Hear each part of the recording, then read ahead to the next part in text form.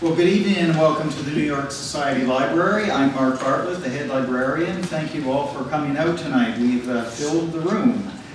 It's wonderful for you all to be here for the celebration of the publication of Janet Groth's The Receptionist, an Education at the New Yorker, published by Algonquin Books. I'm happy to let you know, I just learned that before we started this evening, that the book is now in its 4th printing.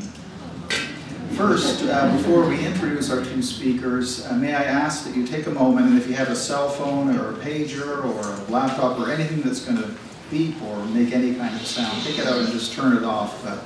And we will be recording this evening, so it also benefits not only those of you in the room seeing this event live, but people who will watch it on the internet. This is the time of the year when we ask our members to support our annual fund. The money that we do raise is critical to special events like the one tonight in our members' room, to all the things we do, running the children's library, building a great collection of books, and our ever popular book discussion groups. As head librarian, I want to thank you all for supporting this so far, and for those of you who are still waiting, there's lots of time to help us by the end of the year, so please do so. We have copies of The Receptionist for sale tonight, and the corner bookstore are outside, and they're happy to sell you one after the event, and I know that Janet will be happy to sign one for you. You would be right to think that being a librarian at a place like the Society Library means that many, many interesting books cross my desk. Do I have time to read them all? Well, if truth be told, it is the rarest of weekends when I actually get to settle down for a whole day and devour a book in one sitting. Janet's book, The Receptionist, is one that I did this very thing with. I cracked it open early one Sunday morning. I'm embarrassed to tell you at what hour I started, but I read it one Sunday morning and then sat on my couch and devoured it by the end of the afternoon. I enjoyed it very, very much. For 21 years, Janet Groth was the 18th floor receptionist at the New Yorker. She rubbed elbows with many literary luminaries that we'll be hearing about tonight. But I would also argue that this wonderful book is as much a story of Janet's journey in life, and it's a very interesting journey. And tonight you'll have an opportunity to hear more about her journey. There's some really beautiful writing in the pages, so do read it. We are also really pleased and thrilled to have back with us library member Mark Singer, and he's here to talk with Janet. Mark is a longtime member of the library, and as many of you know, one of the regular Talk of the Town columnists at the New Yorker. They did cross paths at the New Yorker. They'll be telling you more about this during the evening, but I really thank Mark for coming and helping us provide the evening for you.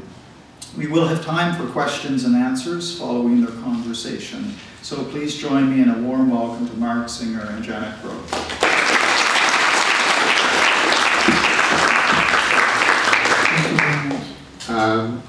So we're going to talk, we're going to have a conversation, and we'll see where it goes.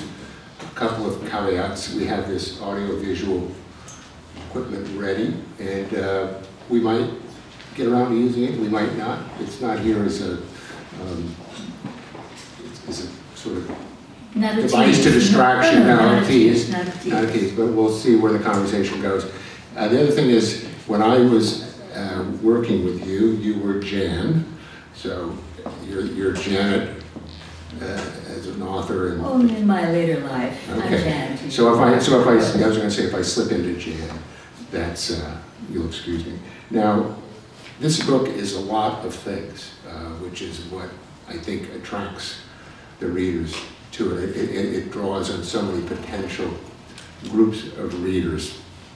My friend Elizabeth Charlotte, my great friend Elizabeth Charlotte, who published this book, is here tonight. And when she first told me about it, she said that really what made her want to publish it was that it was an emblematic story of a woman, young woman, coming to New York, which it obviously is. And what I admire so much about it is its honesty. I mean, I spent my whole life as a reporter of doing whatever I can to avoid writing about myself.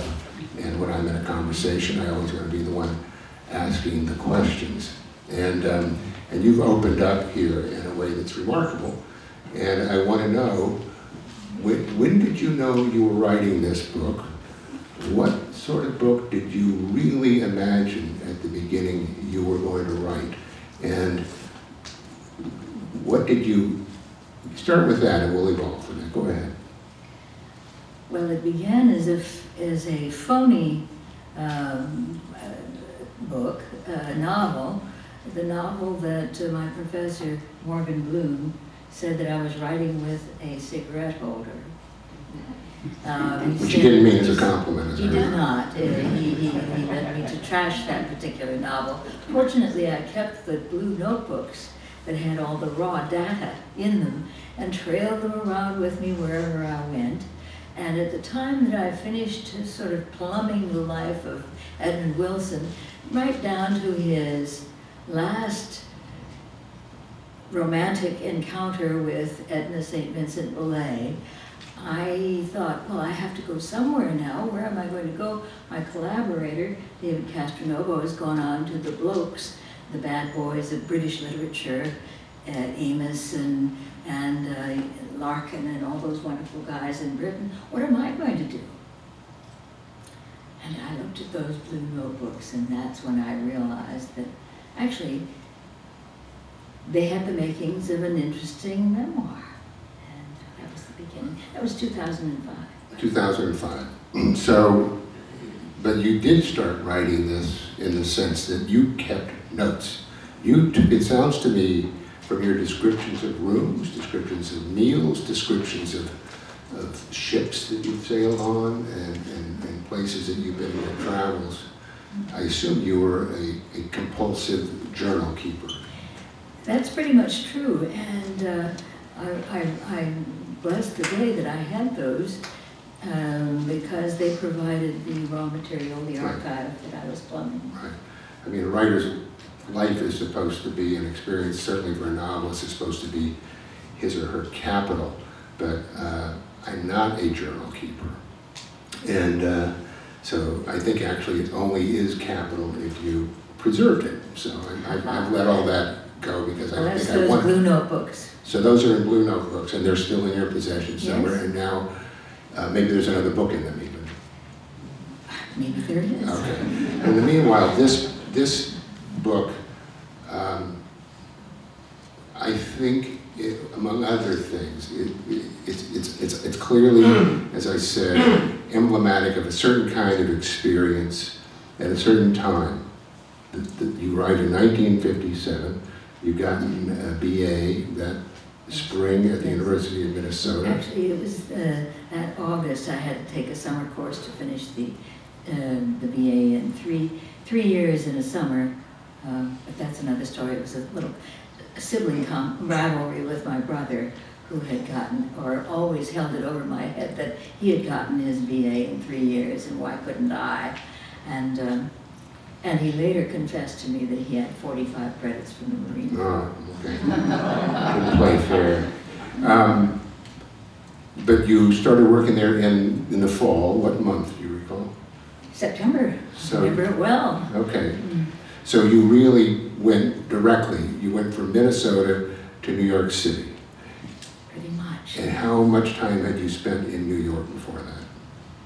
Well, I came out on one of those yellow buses that Lillian Ross wrote about, the high school junior year trip. Mm-hmm. My high school newspaper sponsored a trip to Washington and New York, and I had been there and looked at the situation and discovered it wonderful, every bit as wonderful as the movies that I had seen as a child. It started with the aerial views of lower New York. What you described, because your family actually, your parents ran a movie theater. There you are. So you literally watched those images in New York. That really resonates with me. I grew up in the Midwest also. I didn't see New York until I went away to college. And I have a distinct memory of my freshman year in college being at the Waldorf Astoria Thanksgiving weekend. I wasn't going home to Oklahoma. I was there with a friend, and two sisters, and we were at the Waldorf, and I really I would like to be able to check this. I think our rooms cost $25 a night. Did you stay far away from the room service or the little refrigerator? Well, we didn't touch any of that stuff, but what I really remember is coming out onto Park Avenue on a Saturday or Sunday morning, looking at the Pan Am building, what was then the Pan Am building, and feeling that this city would eat me alive. I will never, ever live here. I might not ever set foot here again. And when I came to the New Yorker a few years later, as a Talk of the Town reporter, it was against odds. You had a very different experience. Also, I never planned to be a writer. That was not a dream of mine. Your book is about a dream. Your book is about what happens in a dream and to a dream, and it's a dream that keeps being reviewed and revisited by you throughout. So, do you see it that way? It starts with an essay which I hoped would be taken as a short story, which I entered in the NYSL contest, and I called it Night Thoughts. It is excruciating. It's sensitivity. It's that's all it is. It's just a series of angst-ridden thoughts of the teenager who is watching the ephemeral headlights of a car sweep across the bedroom ceiling and be gone forever. I didn't win that NYSL short story contest. Sylvia Plath won it that year. So but the dream was to be a writer. Yeah. And that to me is really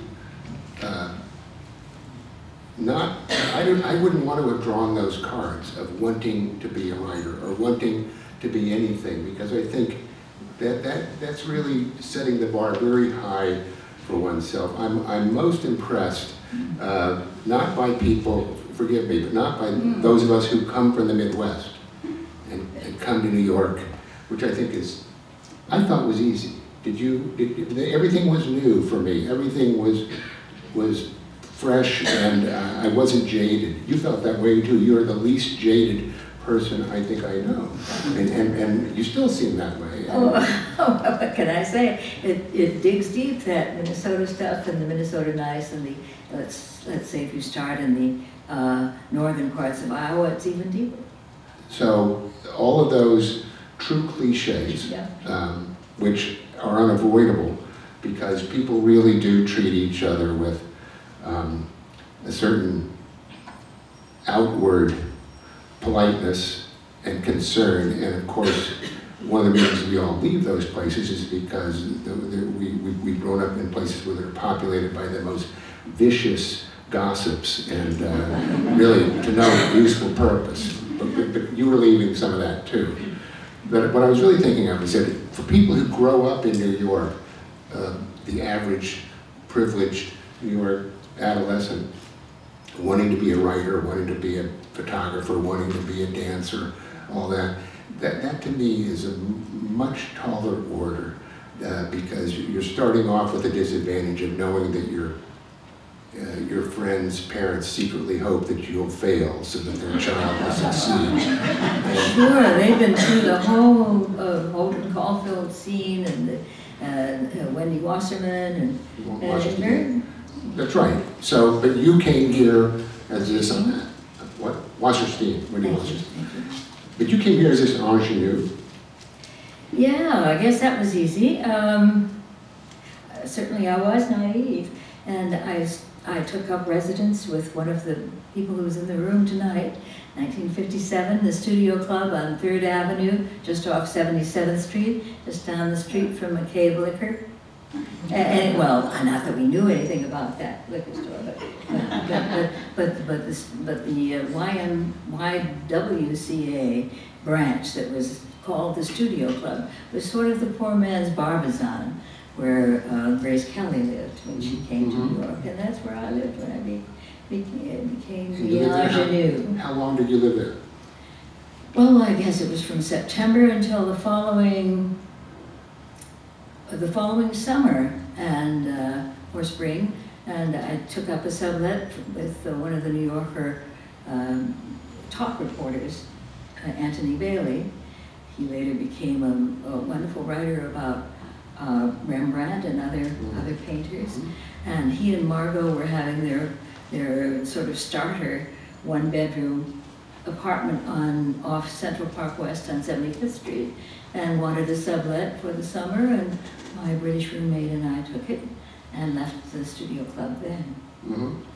And this is a really pedestrian question, but I literally want to know, the first day that you went to work at the New Yorker, what did you do?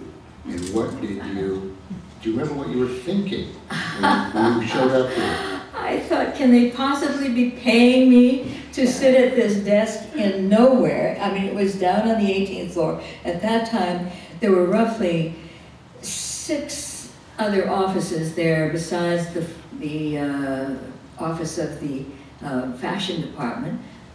My friend Elizabeth Geyer, who's now Elizabeth Geyer Evil, is here tonight. She can attest to exactly how many other people were there. Robert Gertie, a couple of other editors were there, and maybe Jack Flagler and a few other writers.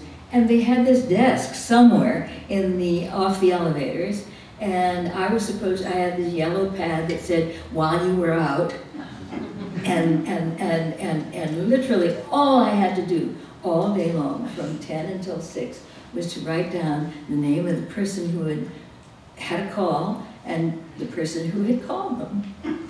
It was hard to, I mean, had I gone to the University of Minnesota and become a cum laude English department, major for that? Well, maybe.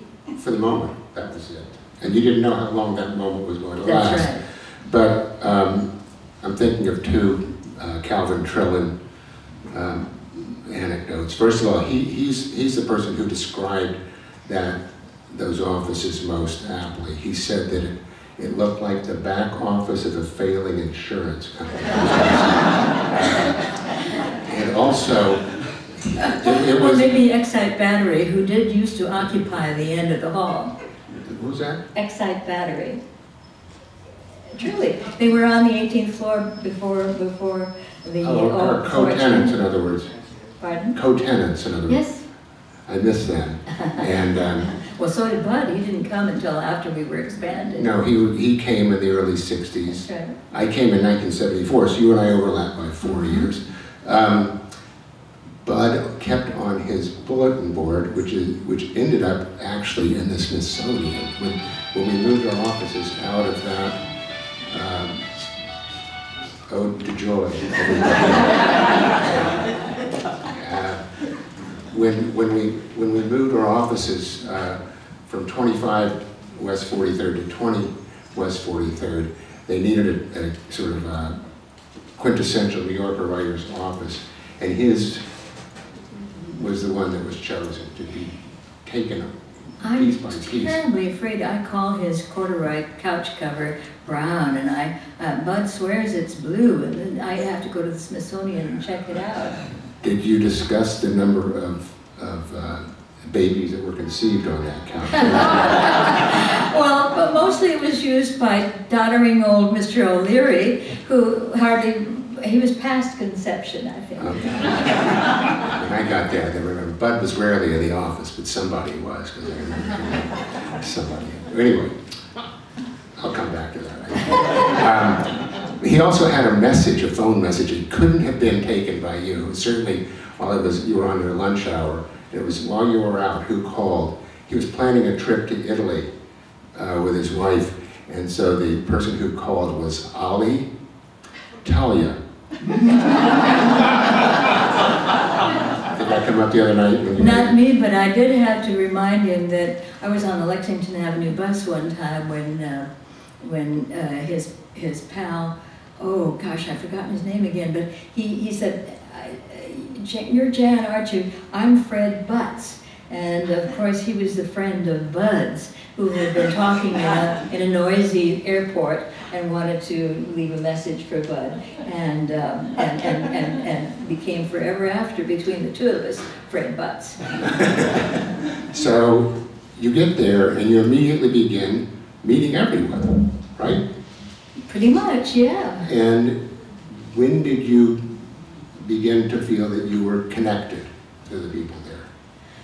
Well, I think maybe I paid my dues in the art department, the 6-month stint in the cartoon section of the magazine, when I was not a receptionist any longer, and not really the assistant to the art director, James Garrity, but who was down Hull, and he was the one who went through all of the sort of over-the-transom unsolicited cartoons, and found literally 1 in a million. I think there were 30,000 coming a day or a week, or just everybody who ever had any time to spend at their desks was drawing a cartoon for the New Yorker and sending it in. And somebody had to look at them and send them back with a rejection slip.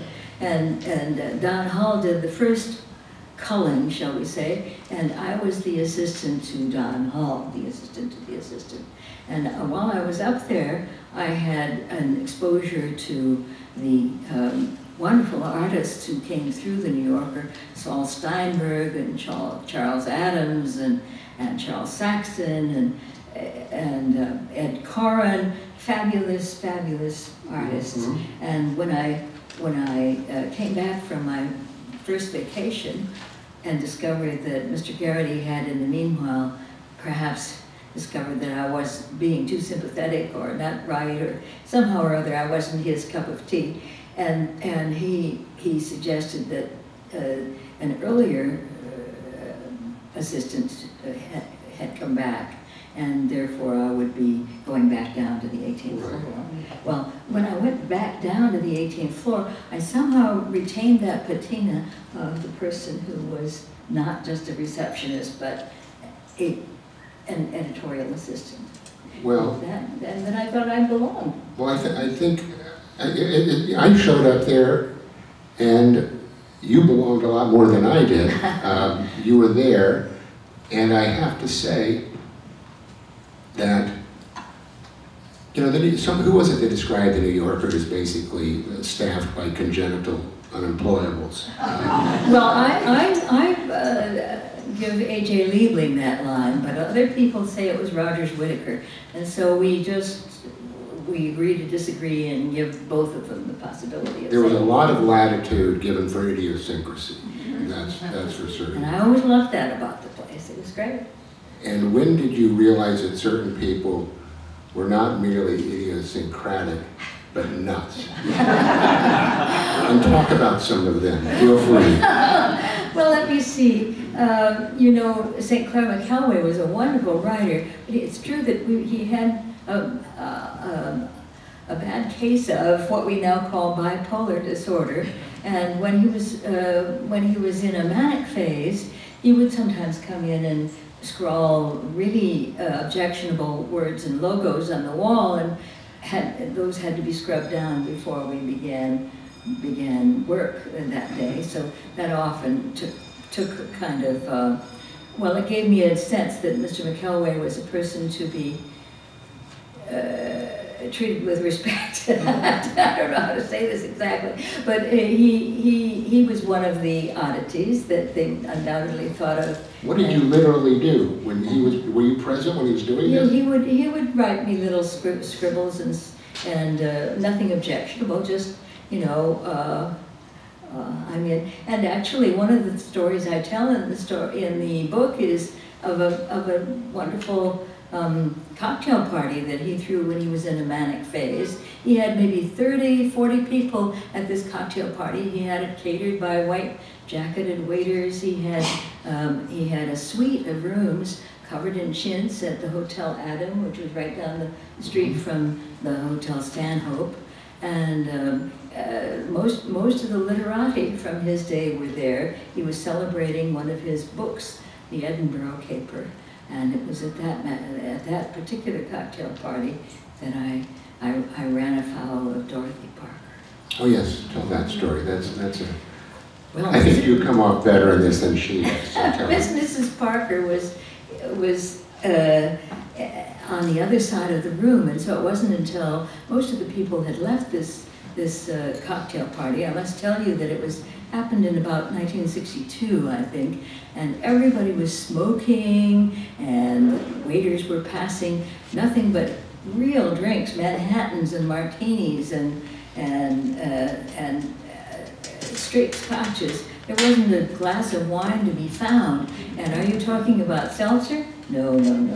It was these were all people who had learned to drink in the 20s, and they were still either drying out or drinking, and they smoked. And the waiters had only Ritz crackers with a little bit of cheese on top and maybe an olive, and people somehow managed to have a cigarette and a match and a martini and a Ritz cracker with an olive, and they never spilled anything. I don't know how it worked out, but eventually at about 8:15, the room was clearing, and there were people gathered at a couch on the other side of the room around a little woman with a dark dress and a white lace collar and tight permed hair, and I gathered that this was the legendary Dorothy Parker. And there was a place, she was sitting next to her poodle, and there was a place next to the poodle that was unoccupied. I had been standing at this party on my high heels for 2.5 hours, and I just went over and took it. I just was it's true, I was shy, but I took it. And I said something nice to her about having enjoyed her work, and she muttered something, but she had these glassy, sort of permanently teary eyes, and her head drooped forward on her little white lace collar, and the poodle was looking longingly at the coffee table where there was an open box of dog biscuits. So I took one and I said, "Want a biscuit, Cliché?" That was his name. And her head flew up. She looked at me through these icy, teary eyes, and she said, "It's not a biscuit, it's a bicky. Who do you think you are, Henry James?" So I felt that I had been honored. I'd been put down by the queen of the game. That's a great dividend. I was walking into situations like that very often myself early on.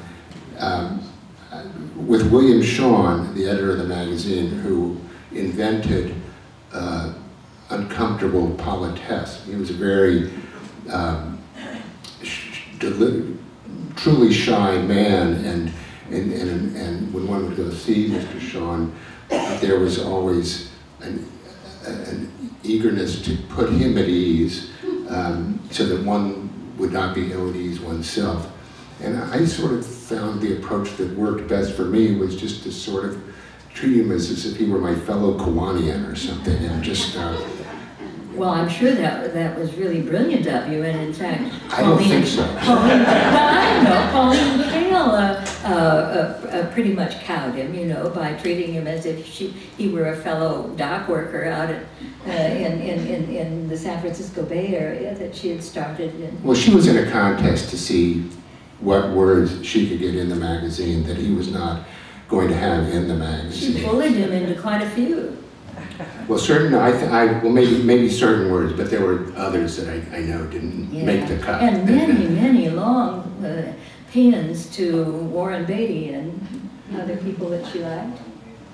Well, in any event, I want going Sorry. back to this business of again this theme of a dream. Because you've gone to New York, you've come to this place, you're surrounded by these luminaries, you're speaking with them every day, you feel part of that place, and you're befriended by a number of them. You become very close friends with Muriel Spark, for instance, and a lot of other staff writers. Henry Cooper has you for Christmas dinner, and you befriend, Van Maida, who's here tonight, and so you're enjoying this, I don't know, what is that? You're in this swim of things. Intimacy, I guess, of a kind, a family feeling. It's a family feeling. Did the dream change for you? Well, it it certainly put off a sense of drive that I might have had as a person for whom walls had gone up, that I might have felt some sort of sense of pride of battering through. As it was, I seemed already to have been admitted into the inner circles in some sense, and maybe I didn't want to test that by actually submitting my manuscript. Because there were only three things. There were only three times in your. Right. From 1957 to 78, you submitted 3 things to the magazine. That's true. A poem to Howard Moss. It was a poem, by the way, about a candlelight parade on Fifth Avenue, one of those anti-Vietnam marches. Mm-hmm. And he was very sweet. He wrote a handwritten note to me. It was not designed to discourage me from never submitting a poem again, yet I never submitted a poem again. And I sent Burton Bernstein a little news break, and Bert wrote me a nice note and said, try again. News breaks were the little things at the bottom of the columns that were fillers. There were typographical errors, and then there would be a tagline. And Bert Bernstein was writing those for quite a while, but he inherited that from E.B. White. Mm-hmm. And we no longer have those, or very, very rarely. And the third thing was the one that sort of, I don't know who it tells most about or against or for. I wrote a talk story, which I was quite proud of, about an MLA, a Modern Language Association conference that had been held in the Hilton Hotel. The talk of the town had covered Modern Language Association events because they had such funny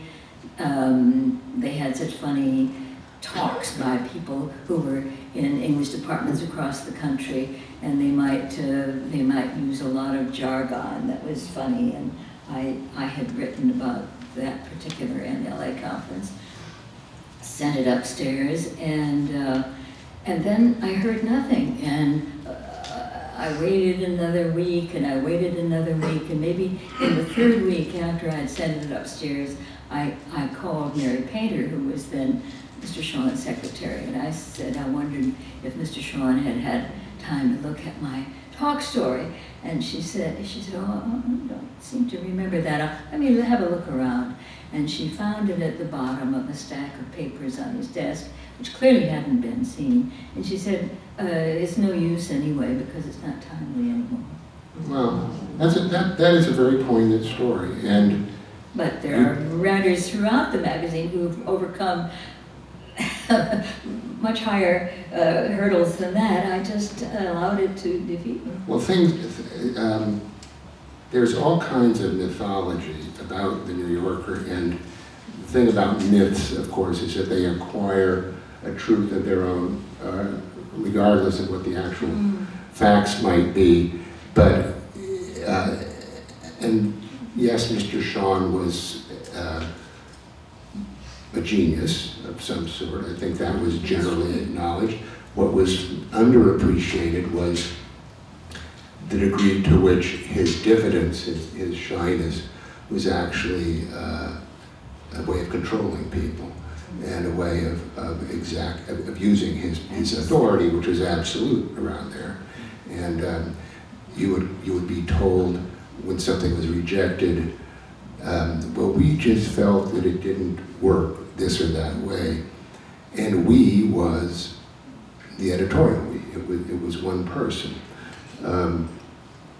But it's literally true that talk stories could get lost forever. And when I read that in your book, I thought, oh my God, that must have been devastating. Did you feel it that way at the time? I pretty much did. I tell about a couple of other opportunities for promotion that were met with more overt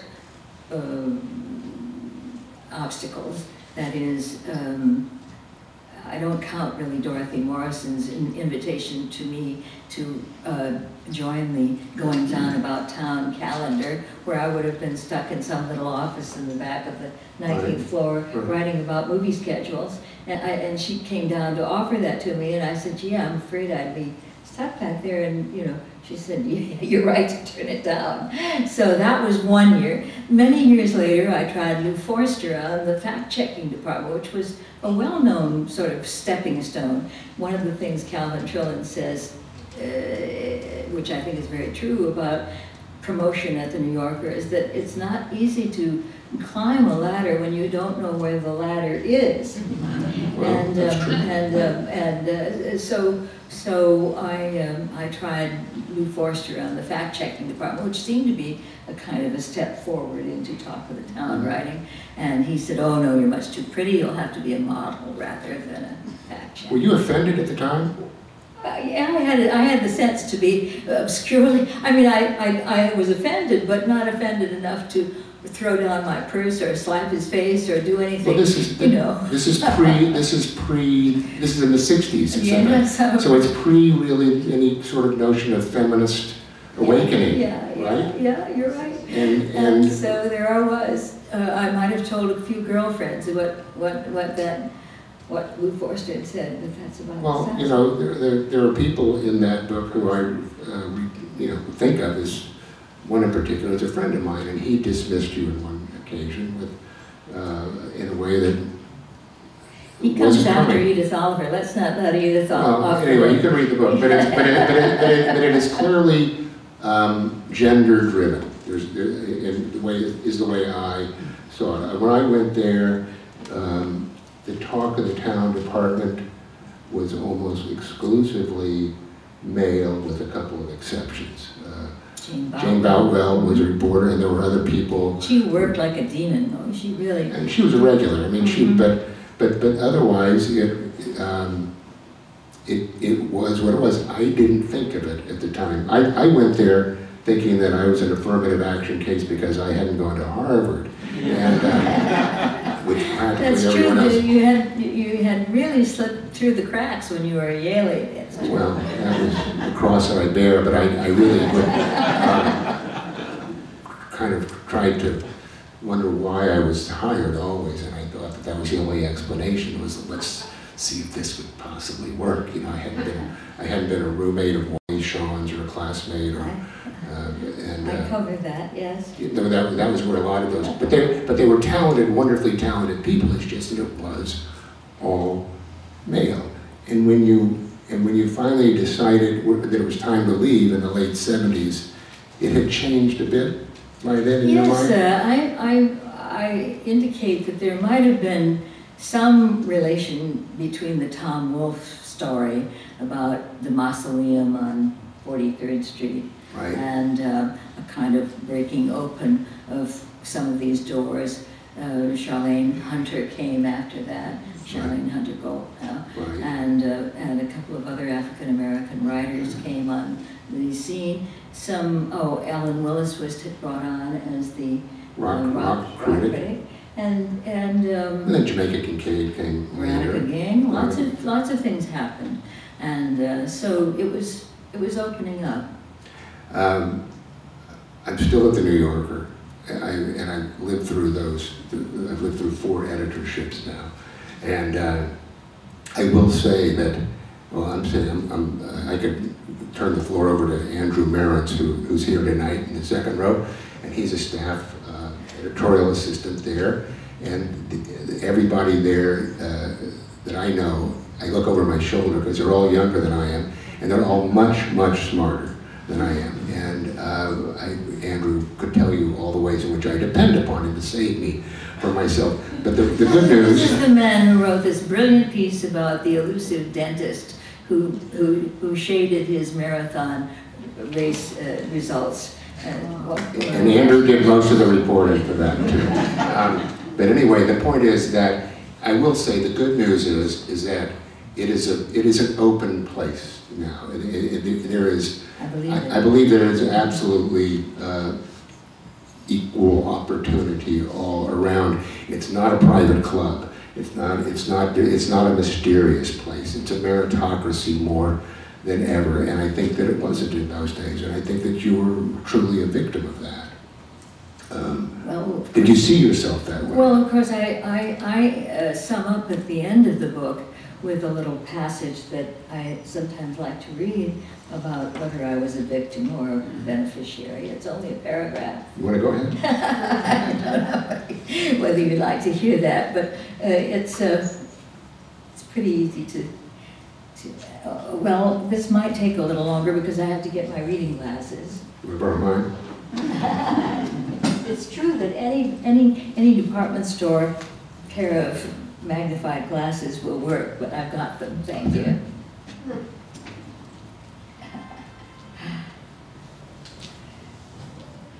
Well, I say that I have to, before concluding this book, confront the story of my failure to advance at the magazine. Did that make me a victim or a beneficiary? It seems to me a two-way street. When the newspaper guild reps looked at my salary record, $80 a week to start and $163 to finish, they were incensed, and much was said about the way the magazine was exploiting me. However, as I look back on the 8 trips to Europe the magazine underwrote by way of lengthy vacations in the summers, 2 of which stretched to 8 weeks away or more, 4 of them with pay, my 12 years of graduate school, 10 years of expensive psychoanalysis with a top Manhattan analyst. If the magazine chose to exploit my passive dependency, they paid handsomely to rid me of it. Coverage of my desk to permit a Thursday-Friday trip up to Poughkeepsie to teach a course at Vassar in 1976.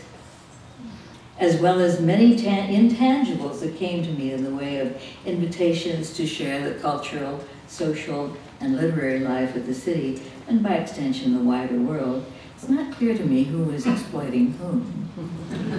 Well, that's a very generous and self-aware understanding. You don't have any bitterness about this at all. You wouldn't have written the book of this sort. It's true, I don't, and if there were any lingering things about that talk story, just getting it out into the book freed me of it, so that I'm quite happy. You remind me that I once had a talk story that I wrote about an abandoned subway station, and those kind of stories were always good. They weren't timely because there was nothing news-driven about the talk of the town section in those days. And it was a path station. It wasn't a subway station. It was somewhere in Chelsea, and I went through with 3 different people from the Port Authority executives who showed me around. We wore miners' helmets, and there were literally old movie posters or other things on the wall. You would walk into a time warp, which was really great. And so I wrote the piece, and it disappeared at the bottom of a pile of things on Mr. Sean's desk. And you never heard about anything when you turned it in, unless if it was bought, you would get a call from him, especially with a long piece. Mr. Sean would call you and say very nice things, and you felt that you were the most important person on the staff of the New Yorker, blah, blah, blah. That was, I guess, a reward and part of the indentured nature of the relationship. It worked both ways, but in this case, it got to be summer and everyone fled. People went to Cape Cod or they went wherever the writers' office, the floors were empty in the summer. You were in England. In this case, this talk piece, I get a call from a fact checker and they said, we're running your talk piece about this abandoned path station. I had forgotten about it completely. It was 2 or 3 years later. And they went to do the fact checking on it, and it turned out that the 2 of the 3 people I had gone on this underground journey with were no longer with the Port Authority. And so the solution to that was to find the people who had replaced them in those jobs and insert them into the story and put in their mouths the words that these other guys had spoken. So all I can say is when you read about the vaunted New Yorker fact-checking department, they are great. They're inventive, as well as accurate, and that sort of thing wouldn't pass muster nowadays. And that reminds me, the other sort of thing that quote unquote wouldn't pass muster is the sort of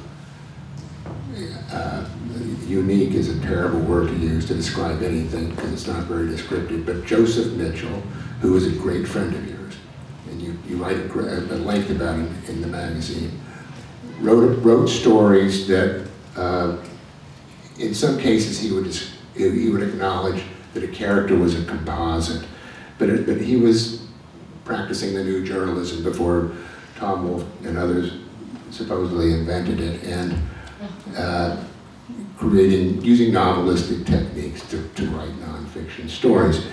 And he told me, by the way, that sports writers have been doing that for years. So that's the question. So he told you that he was doing it, and what did he have to say about what he thought he was doing? And what, do you recall?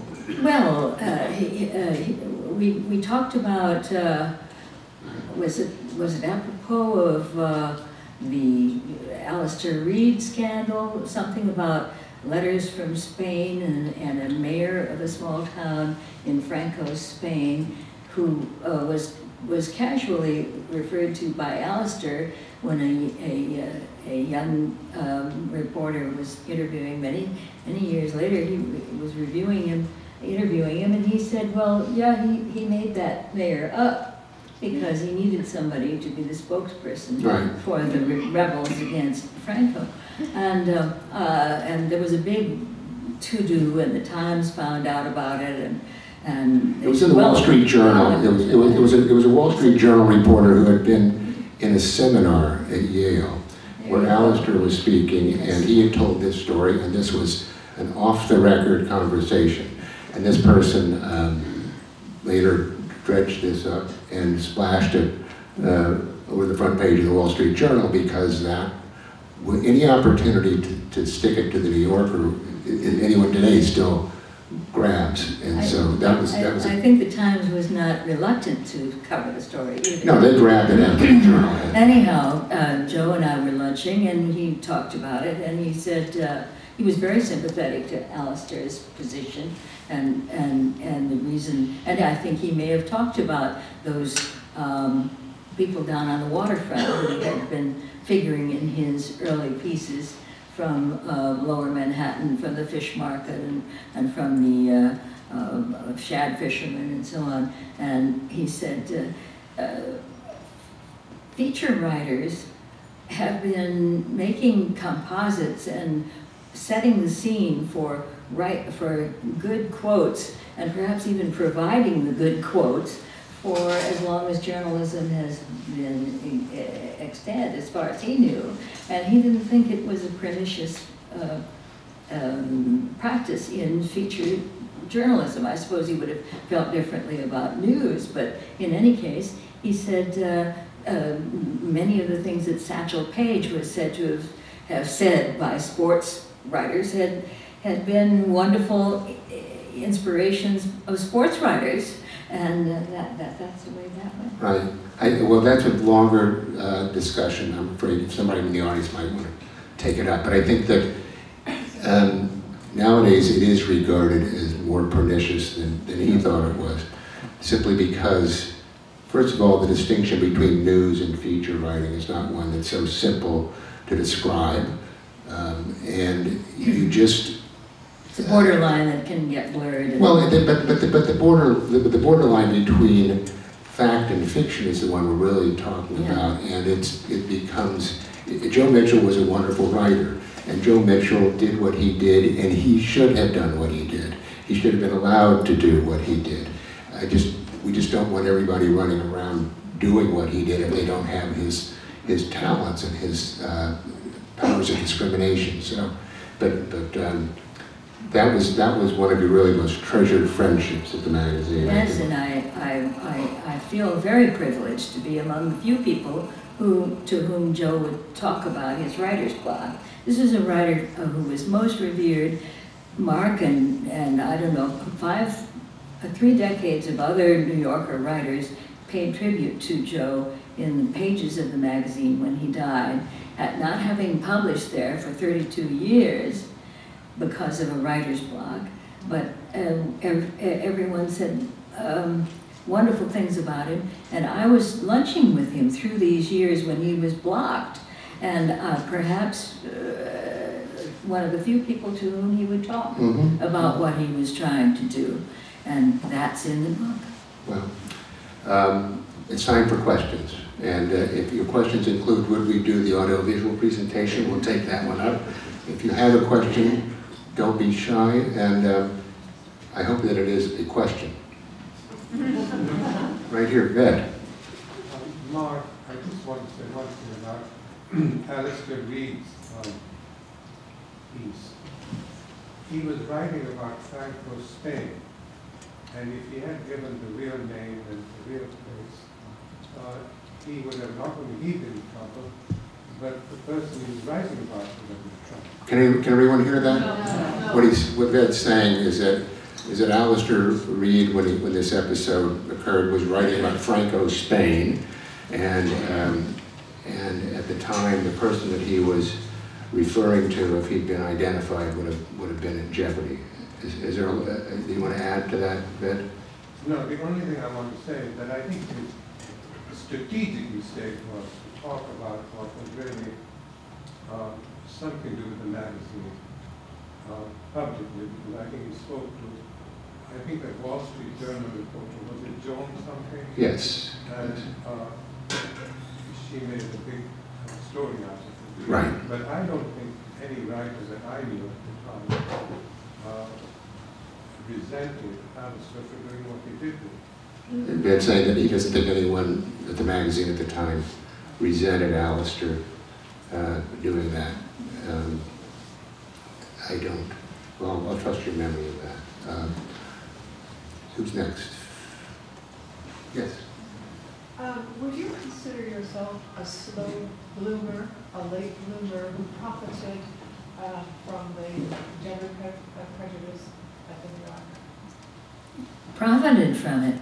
Well, I suppose you could say that I'm profiting from it now. I don't think that those salary checks would indicate that I profited very much from it at the time.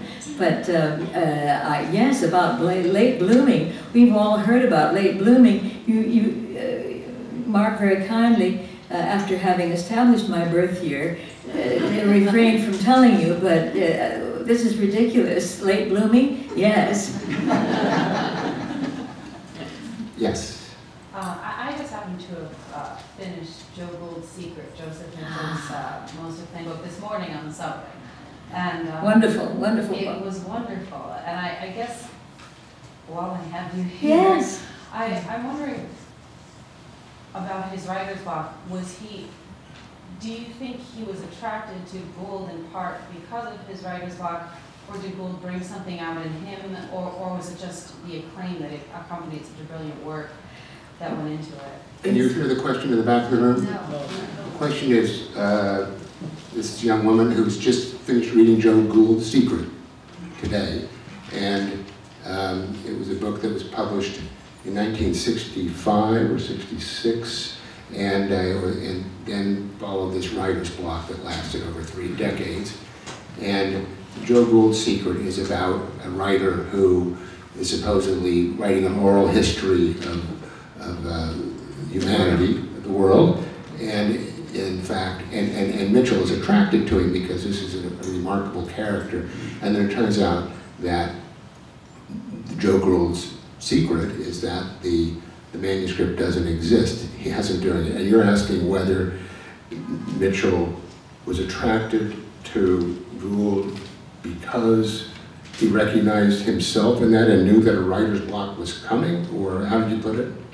Well, whether that was the basis for the attraction, or whether Gould actually sort of engendered it in Mitchell himself, or whether just the acclaim that followed that brilliant work was sort of what did it for him, as many writers suffer from. But after they've done one really fantastic thing that dries up. For whatever combination of those reasons that you suggest, it's true that he, in a very eerie way, his own life after that mirrored somewhat the story that he tells of Joe Gould. That is the manuscript that is everybody is waiting for, the manuscript that everybody's looking for, and the manuscript that ultimately is never found. He was perhaps in some curious way feeling that pressure and finding it an obstacle to going forward, though he worked faithfully. Every day he came into the office and he told me that there were notes that were piling up in his drawers in his 20th floor office, not on my floor, but on his 20th floor office. And he was trying very hard to put together a couple of, I think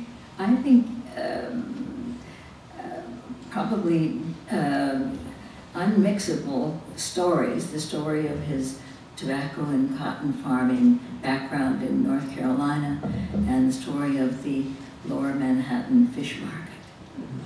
And you do describe that in the book, and with the New Yorker Festival a couple of weeks ago, down at the South Street Seaport, I was part of a discussion with Ian Fraser and Joe's daughter, Nora Mitchell Sanborn. And one of the things that we discussed, of course, was what was he doing? And she brought these amazing documents. It was a folder filled with lists that her father had typed.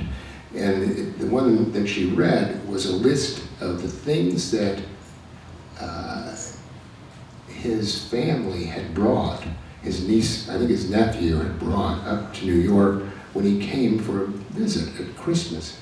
And it was, to say that it was detailed doesn't really do it justice, but it was descriptive of every single item that they brought. And we're talking about food items, you know, and vegetables and things that they brought from the farm and things that they canned, and then they're present for a newborn baby.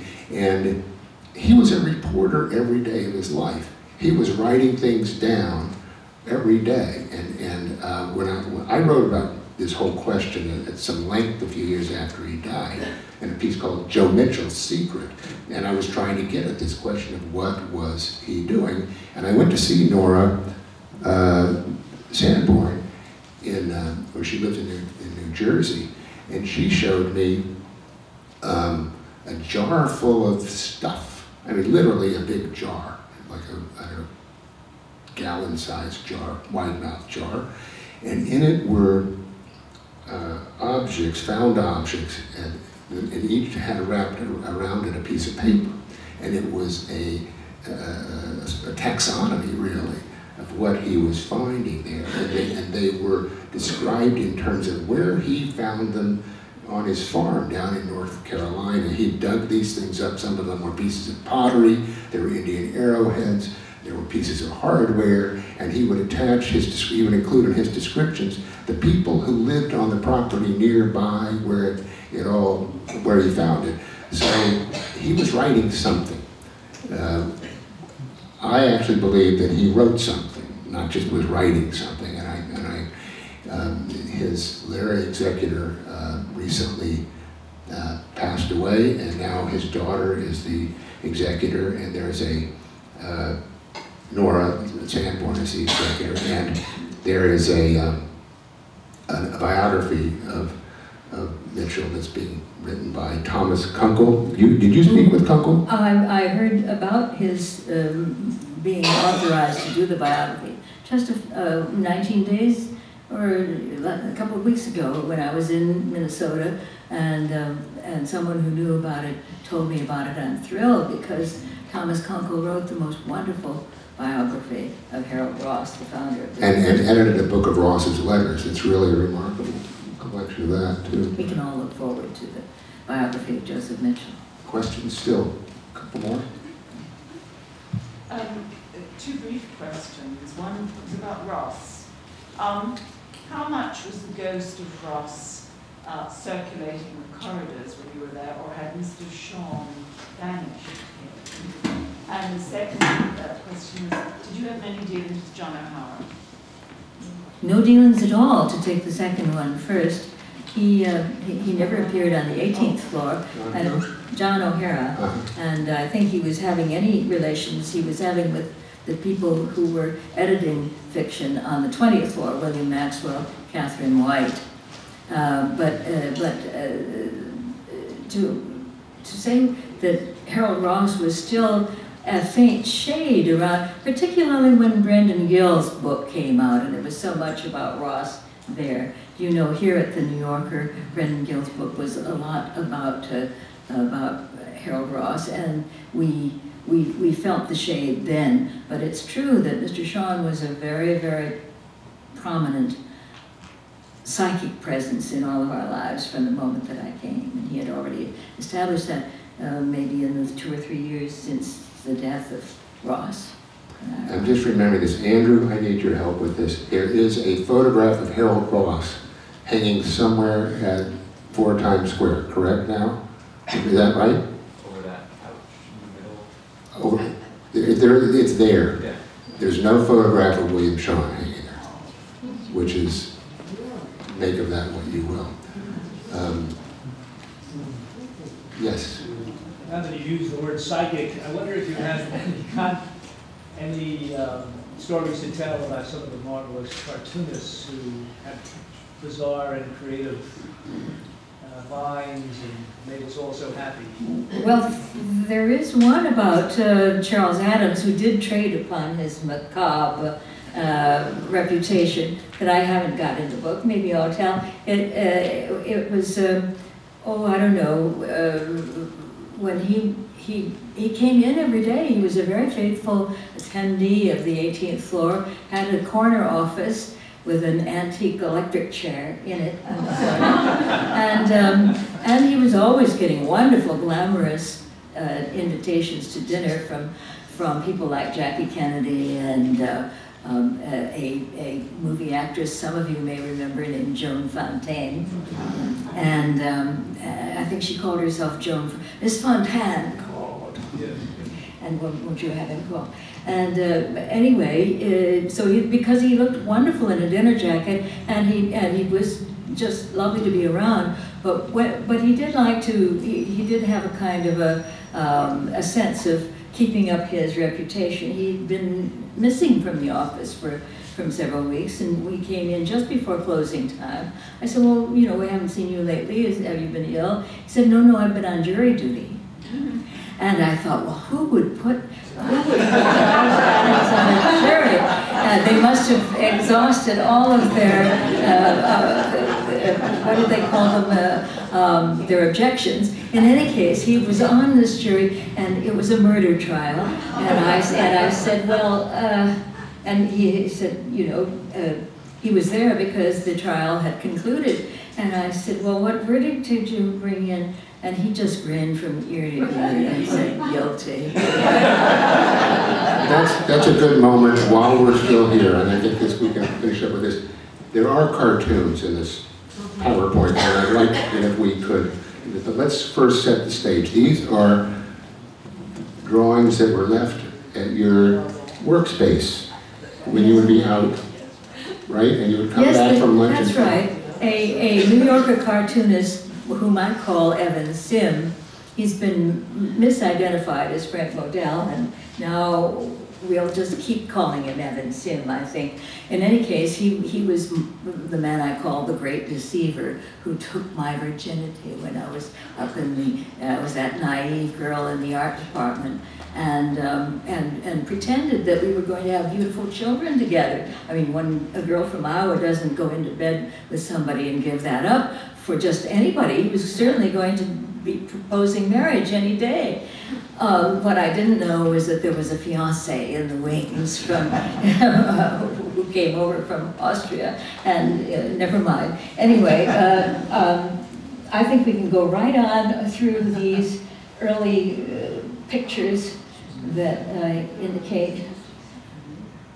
Oh, this is Joe Mitchell and me at the 50th anniversary party. 1975. Right. And he wrote me a wonderful letter to suggest what we were doing. He said, anybody can tell these are two Bible students talking about New Testament epistles. He says that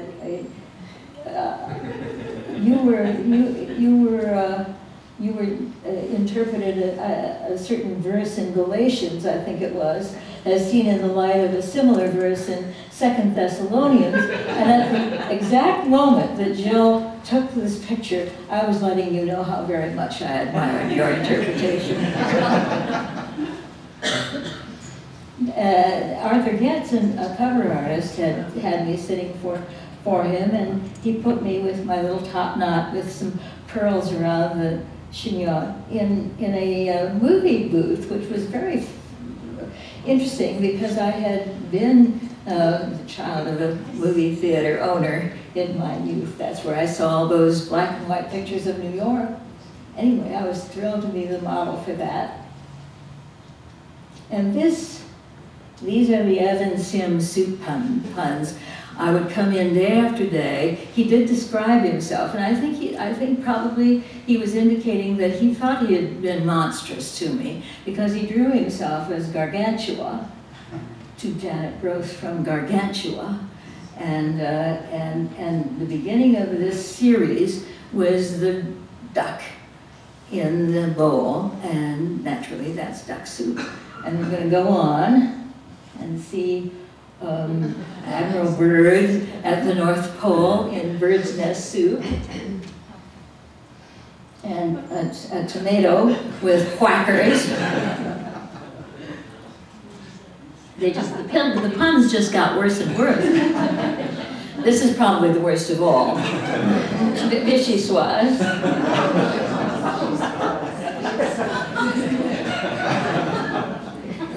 Egg drop is pretty good. He said he did wonder what a chow dog looked like before he put the chow in the door. Chowder. And this maybe needs some explanation. He thought I came from Austin, Minnesota. I went to high school in Austin, Minnesota, which is otherwise known as Spam Town, and that's why it's homemade soup. The sick turtle, I quite like him. And my favorite. And that's a good place to end. That is a good place to end.